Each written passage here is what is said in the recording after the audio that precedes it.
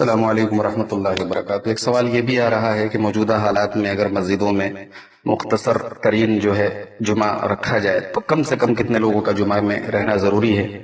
تو دیکھیے، اصل میں اس مسئلے میں کوئی نص صریح موجود نہیں ہے، کوئی واضح حدیث موجود نہیں ہے جس سے یہ پتہ چلتا ہو کہ جمعہ کے لیے کتنے کم سے کم تعداد کا ہونا ضروری ہے۔ اسی لیے اس مسئلے میں علماء کے درمیان، ائمہ کے درمیان اختلاف ہے، مختلف اقوال ہیں۔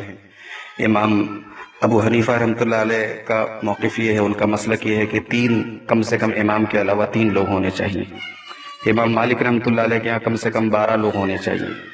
امام شافعی اور امام احمد بن حنبل کے یہاں کم سے کم 40 لوگ ہونے چاہیے۔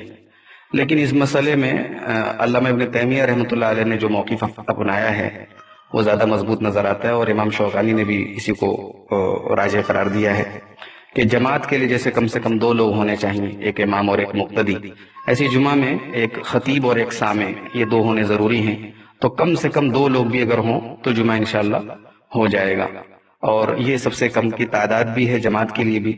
تو جو جماعت کے لیے جو شرط ہے وہی جمعہ کے لیے بھی یہ شرط ہے، اور جہاں تعداد زیادہ ہو تو وہاں کوئی مسئلہ ہی نہیں، لیکن جہاں کم سے کم تعداد ہو، مثال کے طور پہ سفر میں ہے اگر کوئی، تو وہاں تو بہرحال جمعہ ساقط ہے۔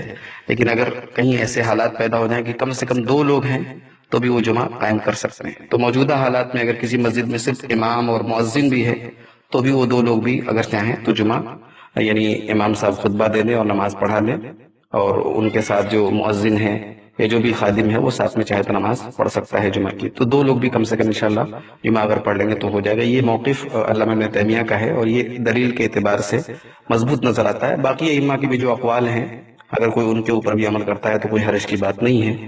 یہ کوئی ایسا مسئلہ نہیں جس کے بارے میں کوئی نص صریح ہو، کوئی واضح دلیل ہو، ایک اختلافی مسئلہ ہے۔ اس مسئلے میں بہرحال گنجائش موجود ہے۔ واللہ اعلم بالصواب۔